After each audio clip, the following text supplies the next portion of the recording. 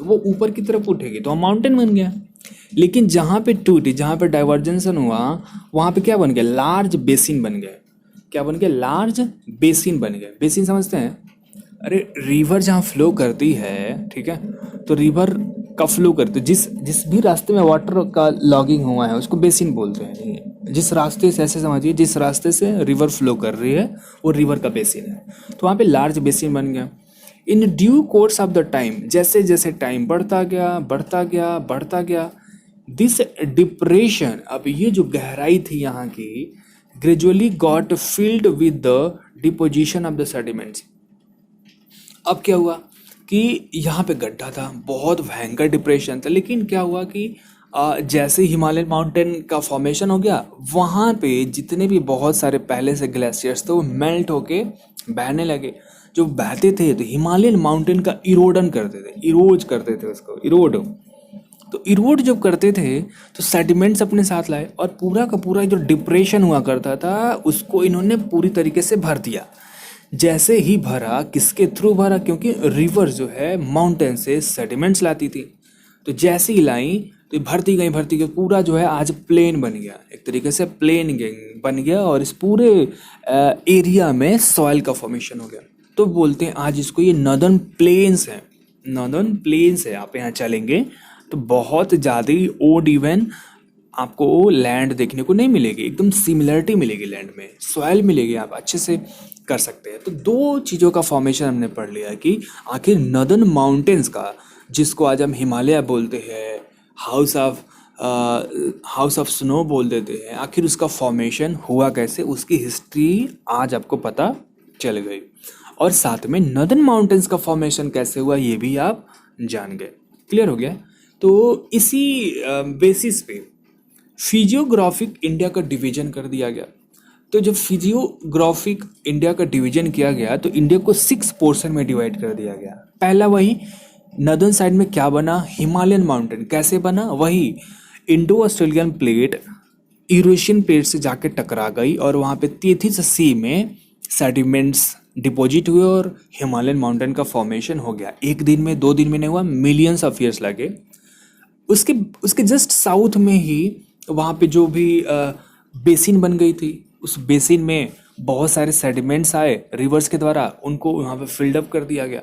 तो वहाँ पे एक प्लेन बन गया जिसको बोल दिया हमने नॉर्दर्न प्लेन्स। नॉर्दर्न प्लेन्स आपको एक मैप के थ्रू हमने फर्स्ट या सेकेंड लेक्चर में इसको समझाया भी था। Third, peninsular प्लेटू। अब ये पेनिनसुलर प्लेटू कहाँ से आया, याद करिए, जब गोंडवाना लैंड में क्या हुआ था, गोंडवाना लैंड में स्प्लिट हुआ, स्प्लिट होने से ये क्या टूटा, पेनिनसुलर प्लेट्यू टूटा। और ये पेनिनसुलर प्लेट्यू बना किससे है, उस टाइम में जब ये गोंडवाना लैंड का पार्ट हुआ करता था तो गोंडवाना लैंड में बहुत सारे होते थे वॉल्केनिज्म।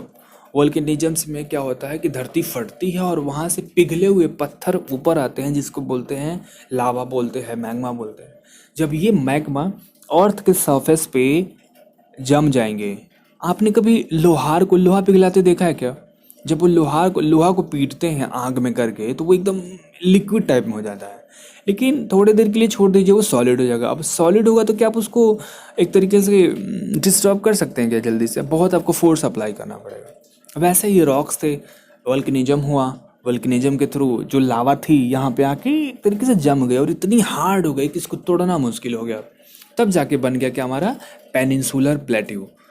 तो इंडिया के नॉर्दर्न पोर्शन में आपको मिट्टी देखने को मिलेगी ढेर सारी, जिसको बोल देते हैं क्या, प्लेन्स हैं। वो प्लेन्स हैं। यहाँ पे अगर डिगिंग करेंगे तो 20, 30, 40 फीट नीचे से आपको पानी मिल जाएगा। क्यों? क्योंकि रिवर का बेसिन है। पेनिनसुलर प्लेट्यू में कर पाएंगे क्या? नहीं कर पाएंगे। क्यों? क्योंकि लावा का बना हुआ एक तरीके से रॉक्स है ना, वो पूरा लेयर है। 33 किलोमीटर, 45 किलोमीटर मोटी रॉक्स की परत है वो, उसको प्लेट्यू बोलते हैं। उसमें डिगिंग करके पानी निकालना बहुत मुश्किल काम है, नहीं कर पाएंगे। नेक्स्ट, जैसे ही नॉर्दर्न प्लेन्स में थे आप, नॉर्दर्न प्लेन्स इंडिया के वेस्टर्न पोर्शन में जाएंगे तो वहाँ पे डेजर्ट देखने को मिला। अब ये डेजर्ट क्यों बना? डेजर्ट इसलिए बना क्योंकि वहाँ पे एक माउंटेन का फॉर्मेशन हो गया था। जैसे ही नॉर्दर्न प्लेन्स बनी ना, नॉर्दर्न प्लेन से ऐसे होते हुए, ये इंडिया का मैप, ये देखिए ऐसे, ये श्रीलंका और ये गुजरात, और यहाँ पे देखेंगे तो यहाँ से गुजरात से लेकर दिल्ली तक के माउंटेन जाते हैं जिसको बोलते हैं अरावली। अब होता क्या था कि इस वाले इलाके में बारिश ही नहीं होती है। जब ये सदर्न प्लेटू जाके यहाँ पे अटैच हो गया तो यहाँ पे बारिश क्यों नहीं बंद हो गया। अब जब बारिश हो गई तो यहाँ पे प्लांट कोई सर्वाइव कर पाएंगे क्या? लंबे समय तक प्लांट्स ने देखते रहे, इंतजार करते रहे, अब बारिश आएगी, अब बारिश आएगी, अरे आ तो जा भाई, आ तो जा। इतना रिक्वेस्ट करने के बाद भी बारिश नहीं है। ये बेचारे जितने सारे प्लांट थे सारे सूख गए बेचारे, और पूरी की पूरी जो लैंड थी डिग्रेड होने लगी। होते होते मिलियंस ईयर्स लग गए, ये किस में कन्वर्ट हो गई? डेजर्ट में। तो आज हमको देखने में मिलता है Indian desert, great Indian desert, या थार डेजर्ट बोलते हैं, या फिर गुजरात में कच्छ बोलते हैं, रण ऑफ कच्छ बोल देते हैं। तो ये डेजर्ट बनी।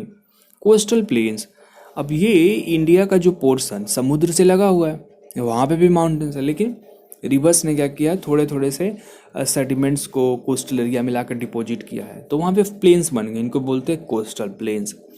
नेक्स्ट जो है वो है आइलैंड्स। इंडिया में 2 आइलैंड्स मिलते हैं। अरेबियन सी में जाएंगे तो क्या मिलेगा? अरेबियन सी में मिलता है आपको लक्षद्वीप, वो भी क्या है? आइलैंड है। बे ऑफ बंगाल में जाएंगे तो मिलेगा अंडमान एंड निकोबार, तो उसको भी क्या तरीके से क्या है? आइलैंड है। यानी इंडिया की जो ज़मीन है आप उसको 6 पोर्शन में डिवाइड कर सकते हैं। अब इस चैप्टर में आपकी छुट्टी नहीं हुई है, नहीं, बिल्कुल नहीं। एक एक करके डिटेल्स में इन सारे फिजिकल फीचर्स को डिस्कस करना है, ठीक है। सो अभी